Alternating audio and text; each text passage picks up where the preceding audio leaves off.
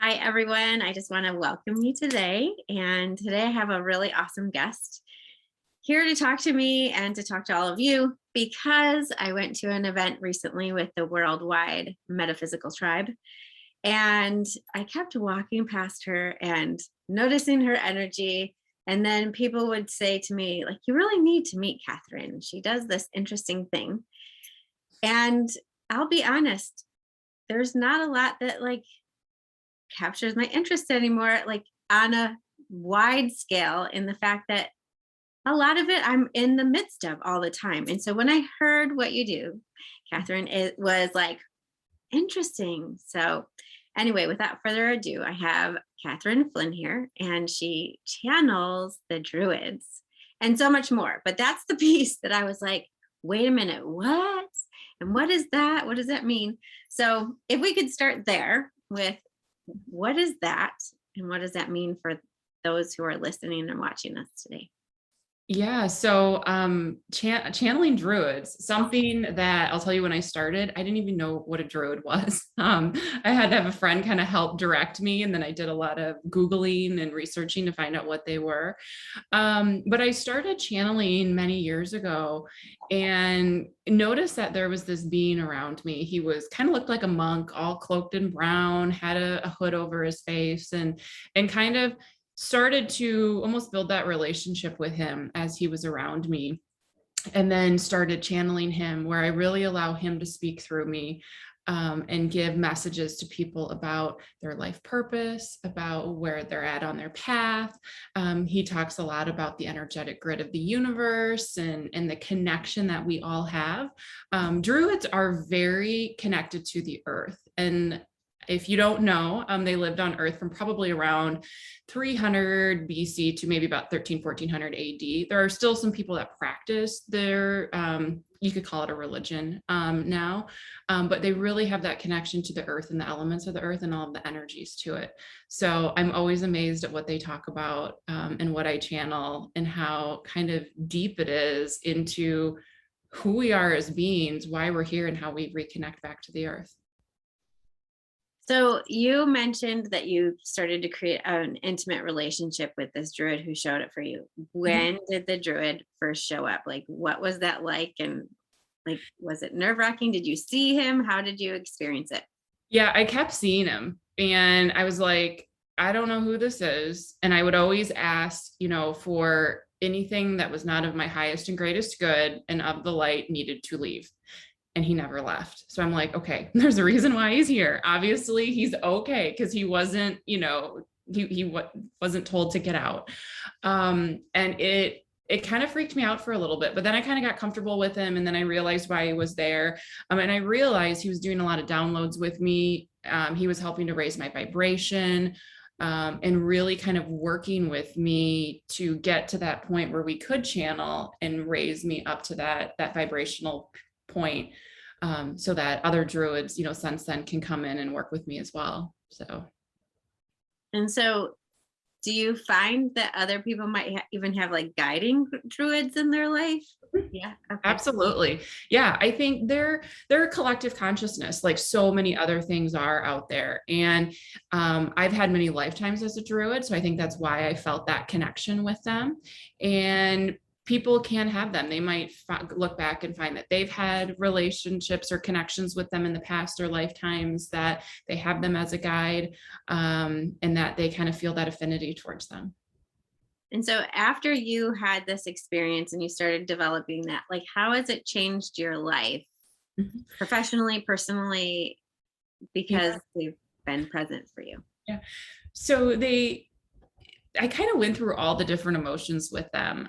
Part of it was, understanding why they're there, having this ability, being able to share my gifts with so many other people, but trying to find that balance. So that was the first struggle I went through is, am I in charge of my life or are they in charge of my life? Because I kind of let them take the lead. So we went through kind of, I call it a little bit of a breakup. I was like, all right, I need some time. So I took about a month and a half and just said, I'm not working with you. I need space, just to kind of come back to my humanity, and to figure out where I was in this part of my life. And so came back and we reset boundaries as to, when I am available to work, when I'm there, when I talk with them, all of those things. So I was still, living my human life and working a job and had so many other responsibilities coming in. And so, over time, we really kind of found how we worked together, what we did. And then I got the calling last fall that, I really need to focus on this full time. That I needed to really put my energy into, working with clients on finding, what their path is, to giving messages, to channeling more. And so I decided to leave my job that I loved, and start doing this full time earlier this year. So it was a hard decision, but I know I'm on my path, and that's what I tell people all the time. Like, if it resonates with you, if it feels right, that means that you're on your path and you're going in the right direction. Awesome. And so how do people find you at the moment? Like, how do you have people work with you? Yeah, so I'm available. I have a website. It's called thechannelledsource.com. I'm also on Instagram and Facebook. So people kind of find me through all avenues to work with me. I do readings for people. I also do intuitive life purpose coaching along with earth medicine coaching. So really just working with people to find out where are they at on their path, and what do they need to do to either stay on it, to get on it, or to move faster on it or slower on it, or whatever makes sense for them. Awesome. And like, I know that you and I talked a little bit before about teenagers and kids. Can you just go into a little bit about, like, how in the world would Druids or the different talents that you have and gifts that you have help teens or kids of these days? Yeah, so I spent a lot of time really figuring out how my gifts worked. Looking back, I think I always had the abilities as a child, but they really didn't come really front and forward until I got into my late 20s, early 30s. That's really when they kind of sparked, and I was like, oh, what is this? What's happening? And so I went through a lot of work working with mentors, working with other people to help me understand them, how to control them, how to set boundaries, how to open the door and close the door. Because there's some times where we just can't be on that level. We can't have people talking to us or seeing beings and those kinds of things. And so I worked with a couple different groups about that had children who were gifted, and really worked with them to be able to have an understanding that they're not weird, that it's not odd, that, let's learn how to manage this and how to work with it if that's what they choose. Some children choose just to shut it down, and I have total respect for people that do that as well. But if they don't, really work on that. So I'm working with an organization here in the Chicagoland area called the Journey's Path, where we're doing classes in-person classes for kids to be able to have those open conversations, talk about it. Where are they at? How is it going? And just let the conversation be heard, because as we're all opening up to this, we're all more open to the metaphysical topics. Sometimes kids are unsure. How do I talk about it? Is this weird? Is this odd? And we really want an open forum for them just to talk and to be able to voice what they're thinking. Absolutely. And I love that so much. I mean, I love it as a person who was a kid once, who struggled, and I did shut it down for quite a few years. Mm-hmm. It didn't work well for me to shut it down because it was literally shutting down who I was. So that had some adverse effects. So I love the fact that you're out there having conversations. And I love that also, you didn't mention here, but you're like, I really would love parents to come too. Yes. To come in here, so that they know how to support their child, because a lot of gifted, and I call all of this gifts, right? Like, gifted parents often have kids with totally different gifts, right? And so we're not prepared necessarily for the gifts that our children have. And so, it's just like, well, if you had the same gifts as me, either I would be able to support you, or maybe it would trigger a lot of things. So I think it's really nice that you provide that open forum. Yeah, absolutely. We're suggesting any parent who, wants their children to come, for them to come as well, or if your child can't come but you want to come too, just to talk about it and see where they're at. Because if the parent has to be there to support it and understand and know that, their children are gonna go through ups and downs, not just how children with that don't have these abilities go through up and downs, but is kind of adding a whole nother level or a whole nother flavor to what they're going to work through in their childhood.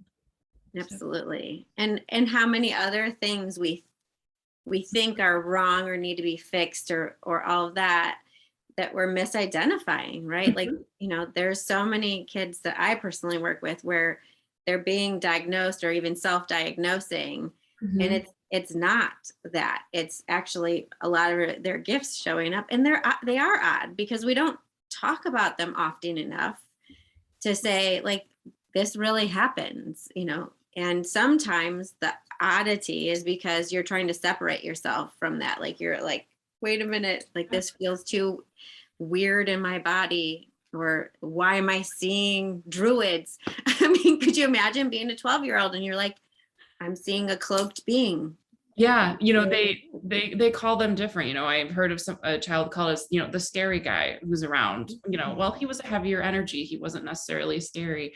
When kids say, the witch or the vampire, I see them, well, they aren't really a witch or a vampire, but that's how kids associate things. Mhm. And just letting them understand how to tap in and lean into, okay, what are they seeing, asking them questions, becoming inquisitive, but doing it in a very safe space so that they know they're protected, they know that nothing will happen, and teaching them how to manage it, and work through it, to either embrace it and own it, or shut it down if that's what's right for them at that time. Mhm. I love that, like, to lean into it. I say that a lot too, like, just lean in a little bit, and then that you create a safe space for the Mhm, conversation that they probably can't have anywhere else. And I'm sure it's not just with children that you're creating that safe space, because mhm. a lot of people don't have a society or a group around them yet that Yes. has these kind of conversations like we do. Yeah, that's very, very true. With adult clients, that I work with, we do the same thing. I was in their shoes before, is what I tell people. I went through this time of, am I crazy? Am I nuts? What's happening to me? I couldn't sleep at night because I kept seeing all these things and feeling it. And it's just, learning how your body and vibration reacts with it, and saying, hey, it's okay. Mhm. Um, the nice thing is I'm able to tap in when I'm working with a client. And if they're like, I just keep seeing and sensing this feeling or this being, and I'm like, all right, let's tap in and let's see what that is. So sometimes I can help guide them too, to understand what's going on, and how this is part of their journey. Absolutely. And Mhm. to have more ease with it, right? Mhm. Because some of our journey is just beyond the mind. It really is way Yeah. more expansive than the mind can comprehend. And so like, you help them to walk into it Mhm. with more Mhm. ease. So Mhm. I'm so thankful that you're out here doing this. And I mean, me personally, I'm super thankful that you're out there, not just for the adults and for the women of the world, but that you're also out there for kids who need to have that conversation. And that you're doing groups so that they can hear that they're not alone.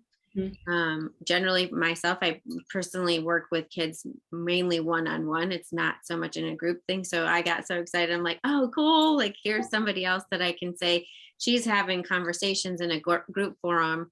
Mhm. So what else is possible here Yeah. to allow that paradigm to start to shift? Mhm. The other thing I want to say is, like, are you finding that, is there an age range that is tends to come to you, or no? No, it kind of depends upon the groups. The group that I worked with last year, is really from that, I think it's like 7 to 18 age range. Mhm. But I've worked with, younger children.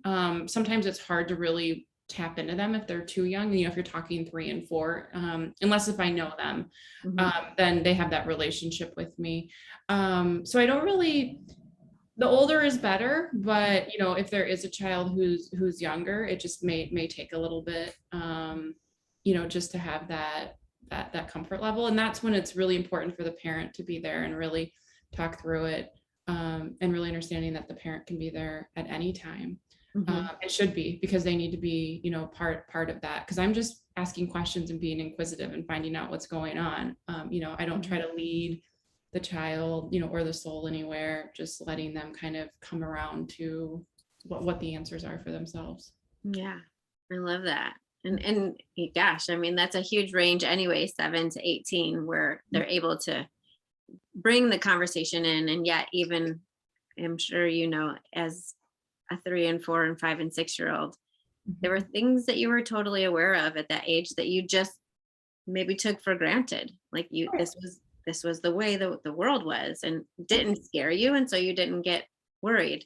I tend to find that when kids start moving into the teen years, like their awareness and sensitivities grow, but also the judgments start to come in. And so, are you finding at all that you have kids in that area, like coming into puberty, where they're trying to find their own way and still bring this capacity and gifts with them? Yeah, I mean, it really depends upon the child. Also, you know, how their environment and their parents were prior, you know, if they're open to it or not. You know, by then, a lot of times, if their world isn't open to it, they've probably shut it down. You know, they've kind of learned how on their own how to do that. You know, if they haven't, though, it's really kind of digging in and figuring out, okay, where are they at on their process? How does this fit into their life, you know, going to school and everything else, extracurricular activities, and finding that balance for them. So I want to move back to you for just a second, because I'm like, what was there a message that came through from the Druids for yourself that was like the most fun or expansive message? oh gosh. I feel like there's messages all the time that I get, and then I jot them down in a journal, and then I never look at them again. But I'm like, ooh, I like that. You know, I think the one that I just kept hearing a lot was, "You're gonna be okay." You know, when the world was falling apart on me, when I was completely stressed, when I didn't know what to do, it was just like, "You're gonna be fine. We're there to help you. We're there to catch you." And I think that's something that anybody can hear from their guides or their higher self, you know, is that it's going to be okay. And you know, even when I didn't think it would be okay, it ended up being fine. Maybe not in the way I expected it to be. So that's the big one that I hear a lot. You know, for just broader concept of messages they've talked, is lately they've been talking a lot about the energetic grid of the universe, and how we're each a piece of it, and how it's so interwoven, you know, with all of the energies of the planet and the universe, and how, you know, there's energy, you know, in everything, the trees, the rain, the water, the ocean, you know, even, you know, the street has energy to it, you know, and it's helping to create this grid of energy. And so that's been very opening for me, just to look at things from a sense of gratitude and peace, of, you know, being able to walk down the street and just give love and gratitude to everything. I mean, even the dilapidated building down the street for me, or every person that I see, or, you know, the fact that I can walk across the crosswalk, just having that, living in that sense has been huge. And that's something they've been working to teach me. I'm not perfect at it. And there's still some days, right? You know, I'm just like in my own head, but I try to really kind of work through that and know that, hey, when I let my soul and my essence of my soul shine, it only comes back to me, you know, 100 million timefold. So Yeah. And I think there's a beautiful message you've really thread all the way through, is you're not doing it on your own. Like you said in the beginning, like that your druid came and supported you on your way forward and was showing you. And then again, you're just saying all of these energies are here to create something greater. And yeah. so I think it's a beautiful message that is coming through you from all of your sources to everyone, because there's so many times that people do feel that the weight is on their shoulders in order to create the change that they desire to see. Yeah. And sometimes we just do need to lean in and allow it to support us forward. Absolutely. We're not here alone. I think everyone says, I'm on my own. I don't have any help. Part of what our guides are here, any spiritual being is here, is they're here to help us. And with free will that we have, sometimes we have to ask, and we have to remember to ask. And I learned this, you have to be specific how you ask, because what they concern as help may not be what you exactly need. I need, help getting home is different than I just need help, So, just really kind of tapping into that and asking and having faith that they will provide what is necessary. Life is all about experiences and learning and just evolving as a being and growing. And when they will help us to fulfill each one of those things and what we need as a being to either get on our path, to, maintain it, to, take a new turn on our path, like whatever it is. And so the big thing is just ask and work with them and build that relationship. Whether you do it through meditation, whether you do it through prayer, whether you do it through just talking out loud when you're in your house, however it works for each person, build that relationship with them, even if you can't see them or hear them, or think you can't see them or hear them. Just go with it, because they'll give you signs every day that they're there. Yeah, there's always signs if we're willing to ask and open our eyes or our body to experience them, right? Because sometimes it's not seeing. Not everybody has the ability to see the signs, and yet there's a lot of other people out there that feel them or know or hear whatever it is. So I love that. Yeah. What else did you want to share today, just for the people who are wondering, what is this or who are you? Yeah. Really, I just want to let people know that there's, I'm there for them. And I think others are there for them too, that do similar work to me. That life should be fun and exciting. And that if they're feeling down and like it's heavy, tap into that, lean into that energy, how we talked about before. Really find what works for them. How someone does it isn't the way someone else does. I did this post yesterday about meditation where, everyone thinks you have to sit in a quiet room and, just be silent and close off your mind. I've had so many people come to me and they're like, I just can't do that. And I get it. So, I talked a lot about, you can do it through, task-oriented meditation where, if you're gardening or cooking or mowing the lawn or something like that, like you're keeping that part of your brain busy that needs to stay busy, but you're able to shut it down too and just continue with the task, but having music, a guided meditation, all sorts of different things that you can do. So don't always feel like, if you can't do it perfectly or how people say, find your own way of doing it. You'll be able to adapt and figure out what works best for you, because it's not about doing it perfectly. It's about what makes the most sense for you. And I always tell people, like, baby steps. If you can get into that meditative state, when you're stirring the pasta, go for it. It might only be 10 seconds, but you know what? You'll get there. You might do 20 seconds next time when you're grating cheese or something. Absolutely. And I mean, there's people have been meditating in a lot of ways for all of lifetimes. And so I love the fact that you open that up. To me, I always look at what's the goal of meditation. And in my personal opinion, it's to receive. It's the openness in order to receive. And so that, like, you're not pushing away thoughts, you're just allowing that gap. Yeah. So, going back to your create a relationship, if you don't have a gap, a moment of silence so that someone else can speak, you're never going to receive the greater messages that are there for you all the time. Yeah. And so we pray to talk and we meditate to receive. And some of it is just silence. We receive the presence of ourselves or others.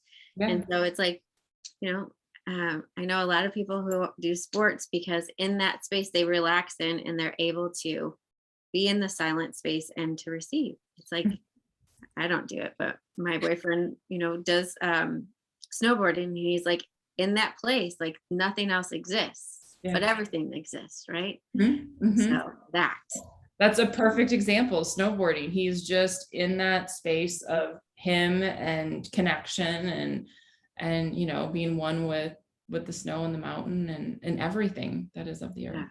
So. Yeah, love it. Well, Yeah, I thank hadn't you. thought about snowboarding. I like that one. I know.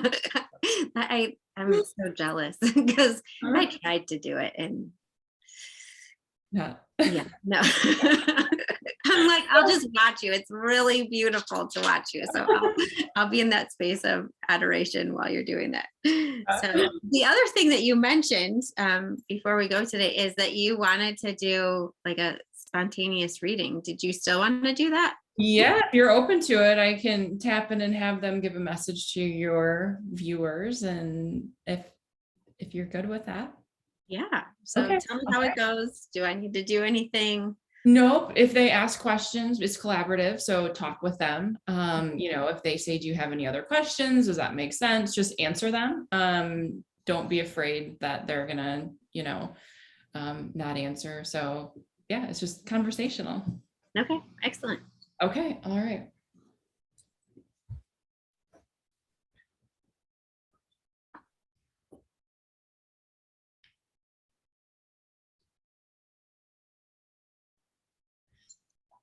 Each one of you who are here, who view, who understand what is happening, are all part of a collective group that are raising up and becoming one with not only who you are, but who everyone is on the planet and along the universe. For each of these are important to you, as you know and understand that your piece you play is important, even as small as you think it may be. It is part of the greater good and the increasing and the rising of the vibration overall of the planet and the universe. For as there are many shifts happening, as there are many things coming in to not only the Earth's realm, but each of your realms, you are coming to find that there is so much more there than what you even expected. Do not push aside what comes to you. Do not push back on what comes. Allow it to flow in and allow it to come, knowing and understanding that there are things there for you that are important, that there are pieces that will help you connect to the puzzle, to what else is there. For as you live on an energetic grid, and as you connect with all of those around you, when you get these pieces in to almost make your lines of the grid stronger and more stable, you are better able to sit within yourself as a being. You are better able to find that connective energy that goes all the way down into the earth, all the way up through your body, through the top of your head to the celestial realm, which allows you to move up and down that space and that plane as you are connected with both energies, and you decide what percentage of each you need to live. That is when you truly learn and understand that the connection is among all and everything. And then as you as a being can tap into those things and allow that energy to flow along the grid and allow it to help others, to grow with others, to heal. And this is not just with others overall, it is with the planet. It is with beings, it is with plants and animals, and the energetic pieces that are there. For anything is possible when the grid is strong, when it is movement, and it is sending love and gratitude among all. Does that make sense to you? Absolutely. Yes. Is there anything we can clarify based on what we've said today? I would just say a lot of people are fearful of what COVID means at the moment and for the entire world, for the entire planet, as well as global warming. And so do you have any wisdom on that to help people? When you look at the health of the planet, there's much there that does need to be healed. But what many don't understand is the planet and Mother Earth is much more self-healing than what we give her credit for. For although she is able to fix and heal, what happens at a faster rate is when there is gratitude given back. For she has provided all for a soul to live within the human form. For the body is of the earth and will always stay with the earth. It is not something that moves and changes into other dimensions. And so with that, as the being gives gratitude back for the food that is provided, for the resources that are provided, she is more quickly and better able to readjust and to heal what has been done to her.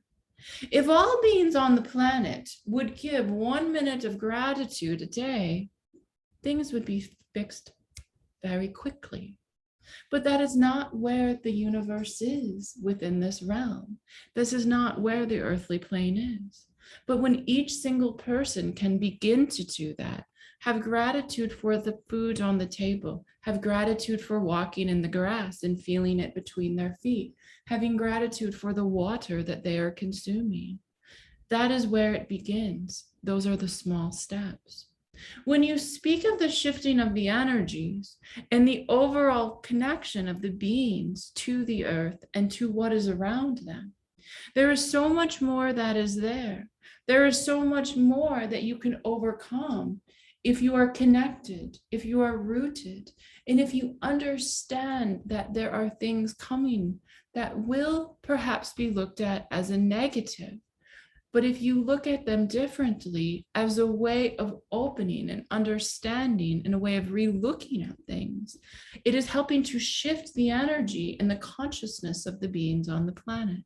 For that is something that is important for all to know and all to see, is that everything that is a negative also has a positive side. And it may not be looked at as so, and you may have to go down deep within to see that piece of it. But know it is there and look for other ways and other things to busy your mind versus the worry and the fear of all that is there. Did that answer your question? Yes, it did. Thank you. Anything else that we can answer before we go? No, that's all. All right, with that, we leave you with an adieu. All right. Thank you. Yes, of course. I hope that was helpful to you and to everyone who watches this to kind of have a better understanding of where we are. So, Absolutely. I hope so too. And I hope if they are curious or they're needing more guidance that they'll reach out to you. So I'm going to put all of your information in the verbiage area, the content area, as well as the website for the Journeys Path too, so that they can come visit you there and follow your groups that you're doing there. So yeah, absolutely. I'm there just about every month, different events, different things that we're offering or teaching classes. So take a look. And events are also on my website too. I get them posted as soon as we've confirmed them. So fantastic. Well, thank you so much for taking the time out to be here today and for sharing your journey to this awakening for yourself and coming into the purpose of showing up in this way and channeling these beings so that more people can find ease and comfort and connection too. So I'm happy to do it. It was very much an honor. Thank you for inviting me on. And yeah, I hope everyone enjoyed it. So really did. Thank you so much. I'll talk to you soon. Thank you. Yeah. Bye-bye.